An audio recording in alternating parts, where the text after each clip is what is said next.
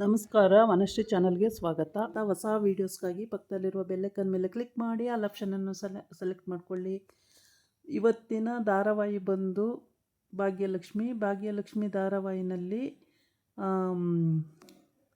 ಕನ್ನಿಕಾ ತುಂಬ ಸಾಲ ಮಾಡ್ಕೊಂಡಿರ್ತಾಳೆ. 20 ಲಕ್ಷದವರೆಗೂ ಸಾಲ ಮಾಡ್ಕೊಂಡಿರ್ತಾಳೆ. ಅದನ್ನು ಮೀನಾಕ್ಷಿ ಅತ್ತೆ ಹತ್ರ ಕೇಳಕ್ಕೆ ಬರ್ತಾಳೆ. ಮೀನಾಕ್ಷಿ ಅತ್ತೆ ಅಂತೂ ಅದಕ್ಕೆ ಒಪ್ಪೋದೇ ಇಲ್ಲ. ನೀನು ಇದೆಲ್ಲ ಸಾಲ ಮಾಡಿಕೊಂಡು ನನ್ನ ಹತ್ರ ಬರಬೇಡ, ನನ್ನ ತಲೆ ತಿನ್ನಬೇಡ, ಹೊರಟೋಗ ಆಚೆಗೆ ಅಂತೇಳಿ ಬೈತಾಳೆ. ಆಮೇಲೆ ಅತ್ತೆ ಹತ್ರ ಏನು ಉಪಯೋಗ ಇಲ್ಲ ಅಂತೇಳಿ ಅವಳಿಗೆ ಗೊತ್ತಾಗುತ್ತೆ. ಆವಾಗ ಅವಳೊಂದು ಪ್ಲ್ಯಾನ್ ಮಾಡ್ತಾಳೆ. ಅತ್ತೆ ಕೇಳೋದ್ರಿಂದ ಉಪಯೋಗಕ್ಕೆ ಬರಲ್ಲ, ಅತ್ತೆನೇ ಕೇಳೋಕ್ಕೆ ಹೋಗ್ಬಾರ್ದು, ಬ್ರೋನ್ ಕೇಳೋಣ ಅಂತೇಳ್ಬಿಟ್ಟು ಆದಿ ಹತ್ರ ಹೋಗ್ತಾಳೆ. ಆದಿ ಹತ್ರ ಹೋಗ್ಬಿಟ್ಟು ಕೇಳೋದಕ್ಕೆ ಏನೇನೋ ಸರ್ಕಸ್ ಮಾಡ್ತಾಳೆ, ಏನೇನೋ ಸುಳ್ಳು ಹೇಳಿ ಕೊನೆಗೂ ಅವಳು 20 ಲಕ್ಷ ಅಲ್ಲಿ ಗೀಟಿಸ್ಕೋತಾಳೆ. 20 ಲಕ್ಷದ ಚೆಕ್ ತಗೊಳ್ಳೋಕ್ಕೆ ಪ್ಲ್ಯಾನ್ ಮಾಡಿಕೊಂಡು 20 ಲಕ್ಷದ ಚೆಕ್ಕನ್ನು ಬರ್ಸ್ಕೋತಾಳೆ. ಬರ್ಸ್ಕೊಂಡು ಆದಿ ಕೂಡ ಅದನ್ನು ಏನಕ್ಕೆ ಎತ್ತ ಅಂತ ಕೇಳೋದೇ ಇಲ್ಲ. ಆಯಿತು ಬಿಡು ಕೊಡ್ತೀನಿ ಅಂತೇಳ್ಬಿಟ್ಟು 20 ಲಕ್ಷದ ಚೆಕ್ಕನ್ನು ಬರ್ಕೊಡ್ತಾನೆ. ಬರ್ಕೊಟ್ಟಾಗ ಇವಳು ಅದನ್ನು ತೊಗೊಂಡು ಖುಷಿ ಆಗ್ತಾಳೆ.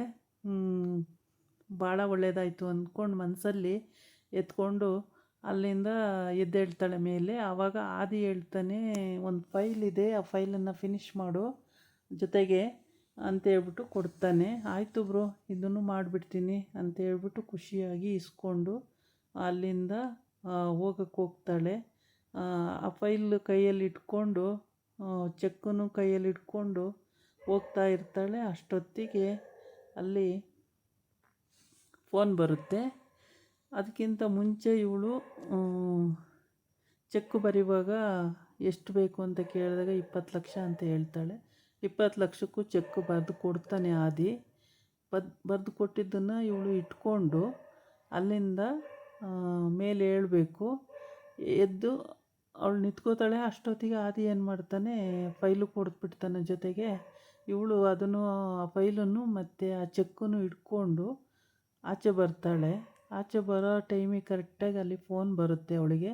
ಆ ಫೋನಲ್ಲಿ ಅವಳು ಲವರ್ ಫೋನ್ ಮಾಡಿರ್ತಾನೆ. ಅದನ್ನು ಫೋನಲ್ಲಿ ಮಾತಾಡ್ತಾ ಅವಳು ಒಳಗಡೆ ಹೋಗ್ಬೇಕಾದ್ರೆ ಚೆಕ್ ಬಿದ್ದೋಗ್ಬಿಡುತ್ತೆ.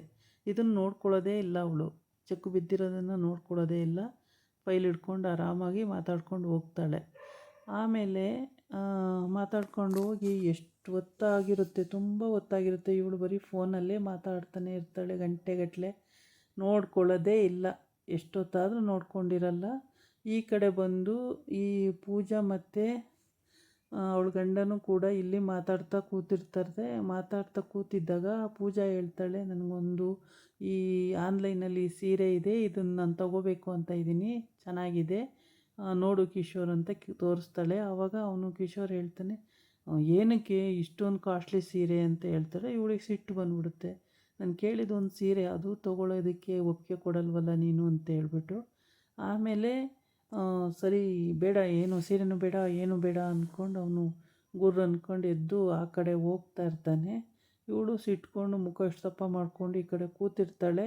ಆಮೇಲೆ ಅವನು ಆ ಕಡೆ ಹೋಗಿ ಮತ್ತು ಈ ಕಡೆಯೇ ಒಂದು ಬಾಕ್ಸ್ ಇಟ್ಕೊಂಡು ಬರ್ತಾನೆ. ಬಂದುಬಿಟ್ಟು ತೋರಿಸ್ತಾನೆ, ಈ ಬಾಕ್ಸಲ್ಲಿ ಏನಿದೆ ನೋಡು ಅಂತೇಳಿ. ಬಾಕ್ಸಾ ಏನಿದು ಅಂತೇಳ್ಬಿಟ್ಟು ತೆಗಿತಾಳೆ. ತೆಗೆದಾಗ ಅದರಲ್ಲಿ ಲಾಂಗ್ ಸರ ಇರುತ್ತೆ, ದೊಡ್ಡ ಸರ ಇರುತ್ತೆ. ಅದನ್ನು ನೋಡಿಬಿಟ್ಟು ಅವಳಿಗೆ ತುಂಬಾ ಖುಷಿ ಆಗ್ಬಿಡುತ್ತೆ. ಖುಷಿಯಾಗಿ ಅಯ್ಯೋ ಕುಣಿದಾಡಬೇಕು, ಅವನಿಗೆ ಹಿಡ್ಕೊಂಡು ಮುತ್ತೆಲ್ಲ ಕೊಟ್ಬಿಡ್ತಾಳೆ. ತುಂಬ ಖುಷಿ ಆಯಿತು ಕಿಶೋರು ನನಗೆ ಅಂತೇಳ್ಬಿಟ್ಟು. ಆಮೇಲೆ ಇಂಥವೇ ಸರ್ಪ್ರೈಸು ಮತ್ತು ನಾನು ಕೊಡೋ ಅಂಥದ್ದು ಹಾಗೆ ಅಂತೆಲ್ಲ ಹೇಳ್ತೀನಿ. ನೀನು ಸೀರೆ ಬೇಡ ಅಂದಿದ್ದಕ್ಕೆ ಬೇಜಾರಾಯಿತಾ, ಅದಕ್ಕಿಂತ ದೊಡ್ಡ ಗಿಫ್ಟೇ ನಾನು ಕೊಟ್ಟಿದ್ದೀನಿ ನೋಡು ಅಂತ ಹೇಳ್ತಾನೆ. ಹೌದು ತುಂಬ ಚೆನ್ನಾಗಿದೆ ಅಂತ ಹೇಳ್ಬಿಟ್ಟು ಇಸ್ಕೋತಾಳೆ. ಆಮೇಲೆ ಆಗ ಅಂದ್ಕೊಂಡು ಹೊಗಳ್ತಾ ಇರ್ತಾಳೆ, ತುಂಬ ಖುಷಿ ಆಯಿತು, ತುಂಬ ಚೆನ್ನಾಗಿದೆ, ನೋಡೋದಕ್ಕೂ ತುಂಬ ಚೆನ್ನಾಗಿದೆ ಅಂತೆಲ್ಲ ಹೇಳ್ಕೊಂಡು ಖುಷಿ ಪಡ್ತಾ ಇರ್ತಾಳೆ. ಆವಾಗ ಅವನು ಏನು ಹೇಳ್ತಾನೆ ಅಂದರೆ, ಮತ್ತು ನಾನೊಂದು ಬಿಸ್ನೆಸ್ ಮಾಡೋಣ ಅಂತ ಇದ್ದೀನಿ, ನೀನು ಒಪ್ಪಿಗೆ ಕೊಟ್ಟರೆ ಮಾತ್ರ ಆ ಬಿಸ್ನೆಸ್ ಮಾಡೋಣ ಅಂತ ಇದ್ದೀನಿ ಅಂತ ಹೇಳ್ತಾನೆ. ಒಂದು ಕಂಪ್ನಿಗೆ ಕೆಲ್ಸಕ್ಕೆ ಹೋಗೋಣ ಅಂತ ಇದ್ದೀನಿ ಅಂತ ಹೇಳ್ತಾನೆ. ಆಮೇಲೆ ನೀನು ಕೆಲ್ಸಕ್ಕಾ ಅಂತ ಹೇಳ್ತಾಳೆ. ನೀನು ಬಿಸ್ನೆಸ್ಸೇ ಮಾಡೋದು, ನೀನು ಕೆಲ್ಸಕ್ಕೆ ಹೋಗಲ್ಲ ಅಂತಾಳೆ. ಇಲ್ಲ ನಾನು ಕೆಲ್ಸಕ್ಕೆ ಅದ್ರ ಜೊತೆಗೆ ಇದನ್ನು ಮಾಡೋಣ ಅಂತ ಇದ್ದೀನಿ ಅಂತ ಹೇಳ್ತಾನೆ. ಆವಾಗ ಅವಳು ಹೌದಾ ಅಂತೇಳಿ ಸುಮ್ಮನಾಗಿರ್ತಾಳೆ. ಅಷ್ಟೊತ್ತಿಗೆ ಅಲ್ಲಿಗೆ ಭಾಗ್ಯ ಎಂಟ್ರಿ ಆಗ್ತಾಳೆ. ಭಾಗ್ಯ ಎಂಟ್ರಿ ಆದಾಗ ಓ ಬಾ ಅಕ್ಕ ನೀನು ಅಂತೇಳಿ ಕರೀತಾರೆ. ಕರೆದು ಮಾತಾಡ್ತಾ ಇರ್ತಾರೆ. ಮಾತಾಡ್ತಿದ್ದಾಗ ಪೂಜಾ ನಿನ್ನ ಹತ್ರ ಮಾತಾಡೋಕ್ಕೆ ಅಂತಲೇ ಬಂದೆ ನಾನು ಅಂತಾಳೆ. ನನ್ನ ಹತ್ರ ಮಾತಾಡೋಕ್ಕ ಏನಕ್ಕ ಅದು ವಿಷಯ, ನನ್ನ ಹತ್ರ ಮಾತಾಡೋ ಅಂಥದ್ದು ಅಂತಂದು ಆಮೇಲೆ ಭಾಗ್ಯ ಹೇಳ್ತಾಳೆ, ಮತ್ತು ಒಂದು ಬಿಸ್ನೆಸ್ ಅಂದರೆ ಒಂದು ಕಂಪ್ನಿ ಮಾಡೋಣ ಅಂತ ಇದ್ದೀವಿ. ಆ ಕಂಪ್ನಿಗೆ ನಿಮ್ಮ ಯಜಮಾನ್ರು ಕೆಲ್ಸಕ್ಕೆ ಬರ್ತಾರಂತೆ, ಅದನ್ನೇ ಹೇಳೋಣ ಅಂತ ಬಂದೆ ಕಣೆ ಅಂತ ಹೇಳ್ತಾಳೆ. ಇವನು ಕೆಲ್ಸಕ್ಕೆ ಇವನು ಬೇರೆ ಕಂಪ್ನಿಗೆ ಹೋಗ್ತಾನಂತ ಕೆಲಸಕ್ಕೆ ಅಂತ ಹೇಳ್ತಾಳೆ. ಈ ಕಡೆ ಬಂದು ತನ್ಮಯ್ಗೆ ಈ ಚೆಕ್ ಸಿಗುತ್ತೆ. ಚೆಕ್ಕನ್ನ ಪಾಪು ಓದಿ ನೋಡಿದಾಗ ಅದರಲ್ಲಿ ಕನ್ನಿಕಾ ಅಂತ ಇರುತ್ತೆ. ಕನ್ನಿಕಾ ಅಂತ ಇದ್ದಾಗ ಅವನು ತಗೊಂಡು ನನ್ನನ್ನು ತುಂಬ ಆಟ ಆಡಿಸ್ತಾರೆ ಈ ಆಂಟಿ, ಇವ್ರಿಗೆ ನಾನು ಆಟ ಆಡಿಸ್ಲೇಬೇಕು ಅಂತೇಳ್ಬಿಟ್ಟು ಅದನ್ನು ಎತ್ಕೊಂಡು ಸುಮ್ಮನೆ ರೂಮಿಗೆ ಹೊರಟೋಗುತ್ತೆ. ರೂಮಿಗೆ ಹೋಗ್ಬಿಟ್ಟು ನನಗೆ ತುಂಬಾ ಆಟ ಆಡಿಸ್ತಾರೆ ಅಂತ ಅಂದ್ಕೊಂಡು ಮಾತಾಡ್ತಾ ಇರುತ್ತೆ. ಅಷ್ಟೊತ್ತಿಗೆ ಭಾಗ್ಯ ಅಲ್ಲಿಗೆ ಎಂಟ್ರಿ ಕೊಡ್ತಾಳೆ ರೂಮಿಗೆ. ಎಂಟ್ರಿ ಕೊಟ್ಬಿಟ್ಟು ಕೈಯಲ್ಲಿ ಏನು ಅದು ತನ್ಮಯ್ ತೋರಿಸೋ ಇಲ್ಲಿ ಅಂತ ಕೇಳ್ತಾಳೆ. ಏನಿಲ್ಲಮ್ಮ ಗಾಳಿಪಟ ಮಾಡೋಣ ಅಂತ ಇದ್ದೀನಿ ಅಂತ ಪೇಪರ್ ತಗೊಳ್ತಿದ್ದೆ ಅಂತ. ಏನು ಪೇಪರ್ ತೋರಿಸಿಲ್ಲಿ ಅಂತ ಅಂದು, ಇಲ್ಲಮ್ಮ ಪೇಪರ್ ತಗೊಂಡಿದ್ದೀನಿ ಗಾಳಿಪಟ ಮಾಡೋಕ್ಕೆ ಅಂತ ಹೇಳ್ತೀನಿ. ಆಮೇಲೆ ನಿನಗೆಲ್ಲಿ ಬರುತ್ತೋ ತನ್ವಿ, ನಾವು ಅಲ್ಲೇನೋ ಮಾಡ್ಕೊಡ್ತಿದ್ದು, ನಿನಗೆಲ್ಲಿ ಬರುತ್ತೆ, ನಿನಗೆ ಮಾಡೋಕ್ಕೆ ಬರಲ್ಲ, ಕೊಡಿಲಿ ನಾನು ಮಾಡಿಕೊಡ್ತೀನಿ, ನೀನು ಅಷ್ಟೊತ್ತಿಗೆ ಹೋಗು ಅದೇನೋ ಹೋಮ್ವರ್ಕ್ ಏನೋ ಮಾಡ್ಕೊಬಾ ಅಂತ ಹೇಳ್ತಾಳೆ. ಆವಾಗ ಇವನು ಇಲ್ಲಮ್ಮ ನಾನೇ ಮಾಡ್ಕೊತೀನಿ ಅಂದರೆ, ಇಲ್ಲಿ ಈ ಕಡೆ ಬಂದರೆ ತನ್ವಿ ಅವಳು ಕೆಪೆಯಲ್ಲಿ ಕೆಲಸ ಮಾಡಿಬಿಟ್ಟು ಸುಸ್ತಾಗಿ ಮಲ್ಕೊಂಡಿದ್ದಾಳೆ. ಬರಿತಾ ಹಂಗೆ ಮಲ್ಕೊಂಡಿದ್ದಾಳೆ. ಹಂಗೆ ಮಲ್ಕೊಂಡು ಚೆನ್ನಾಗಿ ನಿದ್ದೆ ಮಾಡ್ತಿರ್ತಾಳೆ. ಸುಸ್ತಾಗಿರುತ್ತೆ. ಅಲ್ಲೂ ಕೆಲಸ ಮಾಡಿರ್ತಾಳೆ. ಕಾಲೇಜಿಗೆ ಹೋಗಲ್ಲ, ಕಾಲೇಜಿಗೆ ಬಂಕ್ ಹಾಕ್ಕೊಂಡವಳೆ. ನೋಟ್ಸ್ ಇಲ್ಲ, ಓದಂಗಿಲ್ಲ, ಬರೆಯೋಂಗಿಲ್ಲ, ಏನಿಲ್ಲ. ಆರಾಮಾಗಿ ಪಾಪ ದುಡ್ಡಿಗೋಸ್ಕರ ಅವಳು ಕೆಪೆಯಲ್ಲಿ ಕೆಲಸ ಮಾಡಿಕೊಂಡು ಹೇಗೋ ನಾನು ಇಂಡಿಪೆಂಡೆಂಟಾಗಿ ಬದುಕಬೇಕು ಅಂತ ಅವಳ ಆಸೆ. ಆ ಆಸೆಗೋಸ್ಕರ ಅವಳು ಒಂದು ಕೆಪೆಗೆ ಸೇರಿಕೊಂಡಿದ್ದಾಳೆ. ಅಲ್ಲಿ ಯಾವಾಗಲೂ ಟೈಮೇ ಸಿಗಲ್ಲ ಅವಳಿಗೆ, ಪಾಪ ಓದ್ಕೊಳ್ಳೋದಕ್ಕೂ ಟೈಮ್ ಸಿಗೋದಿಲ್ಲ. ಹಾಗಾಗಿ ಆ ಹುಡುಗಿ ನಿದ್ದೆ ಮಾಡ್ತಾ ಇರುತ್ತೆ.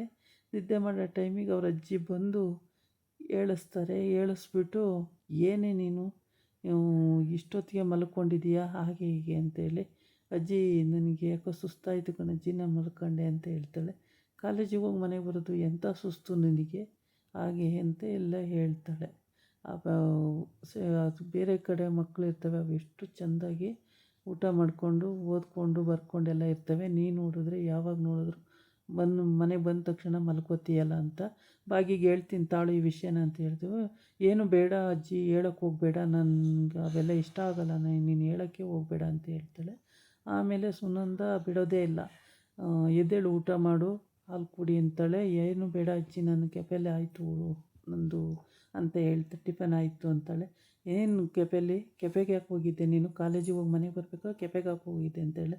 ಕೆಪೆ ಅಲ್ಲ ಅಜ್ಜಿ, ಕ್ಯಾಂಟೀನು ಅಂತಾಳೆ.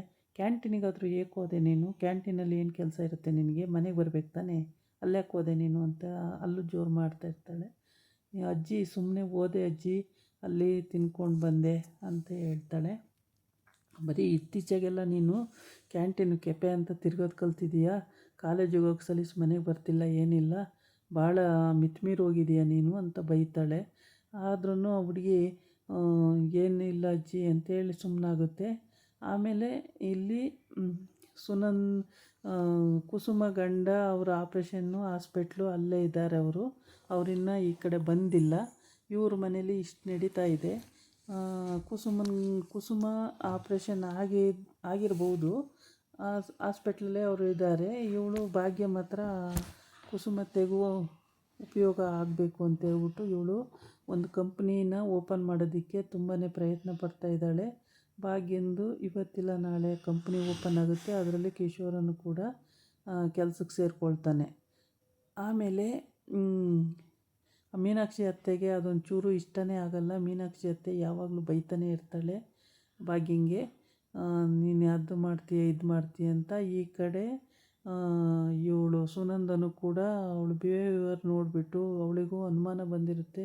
ಅವಳು ಬೈಕಂತ ಇರ್ತಾಳೆ ಮೊಮ್ಮಗಳದು, ಏಕೋ ಇವಳು ಯಾವುದ್ರಲ್ಲೂ ಸರಿ ಆಗ್ತಾಯಿಲ್ಲ, ಇವಳೇನೋ ನನ್ನ ಹತ್ರ ಮುಚ್ಚಿಡ್ತಿದ್ದಾಳೆ, ಇವಳನ್ನೇನೋ ಅಂತ ಹೇಳ್ಬಿಟ್ಟು ಕಂಡುಹಿಡಿಬೇಕು ಅಂತ ಅವಳು ಸುನಂದನು ಬೈಕಂತ ಇರ್ತಾಳೆ. ಬೈಕ್ಗಳ ಸಮಯಕ್ಕೆ ಕರೆಕ್ಟಾಗಿ ಎಷ್ಟು ಅವಳು ಯಾವ ಥರ ಬುದ್ಧಿ ಹೇಳಿದ್ರು ಈ ಹುಡುಗಿ ಕೇಳೋದೇ ಇಲ್ಲ. ಈ ಹುಡುಗಿದೇ ಒಂದು ರೂಟು, ಎಲ್ಲರದು ಒಂದು ರೂಟ್ ಆದರೆ ಈ ಹುಡುಗಿದೇ ಒಂದು ರೂಟ್ ಆಗಿರುತ್ತೆ. ಈ ತನ್ವಿ ಏನೂ ಕೇಳಲ್ಲ, ಯಾರು ಏನು ಹೇಳಿದ್ರೂ ಕೂಡ ಅವಳು ಕೇಳೋದೇ ಇಲ್ಲ. ಅವಳದೇ ಒಂದು ಬೇಡ. ಅವಳ ಫ್ರೆಂಡು ಕೂಡ ಹೇಳ್ತಾಳೆ, ನೋಟ್ಸ್ ಮಾಡ್ಕೊಳ್ಳೆ, ಸರಿಯಾಗಿ ಎಕ್ಸಾಮ್ ಬರೆಯೇ ಪಾಸಾಗಿ ಅಂತೇಳಿ. ಅದಕ್ಕೂ ಕೂಡ ಆ ಹುಡುಗಿ ಕ್ಯಾರೇ ಅನ್ನಲ್ಲ. ಆ ಹುಡುಗಿ ಫ್ರೆಂಡು ಫೋನ್ ಮಾಡಿ ಹೇಳ್ತಾ ಇದ್ದಾಳೆ, ಹಿಂಗೆ ಕಣೆ ಎಕ್ಸಾಮು ಇಂಥ ಡೇಟಿಗೆ ಎಕ್ಸಾಮ್ ಇದೆ, ಪ್ರಿನ್ಸಿಪಾಲು ಕೇಳ್ತಾಯಿದ್ರು, ಲೆಕ್ಚರರ್ಸ್ ಕೇಳ್ತಾಯಿದ್ರು ಕಣೆ ನಿನ್ನ ಅಂತ ಹೇಳಿದ್ರೆ, ಹೌದಾ ಕೇಳ್ತಾಯಿದ್ರಾ, ನಾನು ಎಕ್ಸಾಮ್ ಬರಿತೀನಿ ಅಂತಾಳೆ. ಆದರೆ ಕೆಲಸ ಬಿಟ್ಟು ಬಂದು ಓದ್ಕೋ ಬರ್ಕೊ ಅಂತ ಈ ಹುಡುಗಿ ಹೇಳುತ್ತೆ. ಆದರೆ ಅವಳು ಅದಕ್ಕೆ ರೆಡಿ ಇಲ್ಲ. ನಾನು ಇಂಡಿಪೆಂಡೆಂಟಾಗಿ ದುಡಿಬೇಕು, ನಾನು ಜೀವನ ಮಾಡಬೇಕು ಅಂತಾಳೆ. ಇಲ್ಲ ಕಣೆ, ನಿಮ್ಮಮ್ಮ ಭಾಗ್ಯ ಆಂಟಿ ಎಷ್ಟು ಒಳ್ಳೆಯವರು, ಅವರು ಎಷ್ಟು ಬೇಕಾದರೂ ಸಹಾಯ ಮಾಡ್ತಾರೆ, ಅವ್ರನ್ನ ಕೇಳಿಬಿಟ್ಟು ನೀನು ಓದ್ಕೊಳ್ಳೋಕ್ಕೆ ಬಾರೆ ಅಂತ ಹೇಳುತ್ತೆ ಹುಡುಗಿ.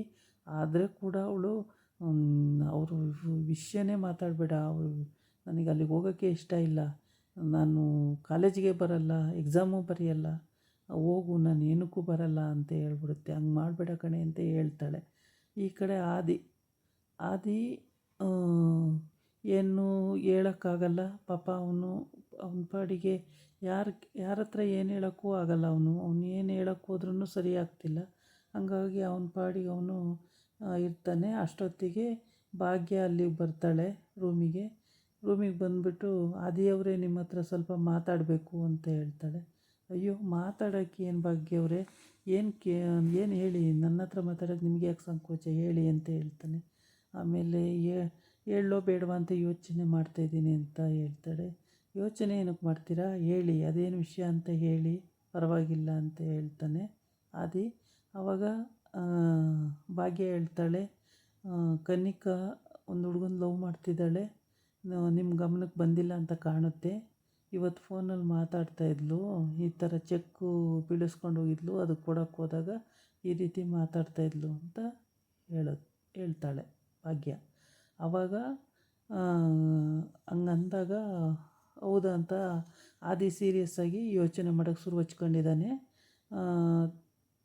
ಭಾಗ್ಯನೂ ಆದಿನೂ ಸೇರಿ ಕನ್ನಿಕಾಗೆ ಮದುವೆ ಮಾಡೋಕ್ಕೂ ಇದಕ್ಕೆ ಹೋಗ್ತಾರೆ ತಯಾರಿಗೆ.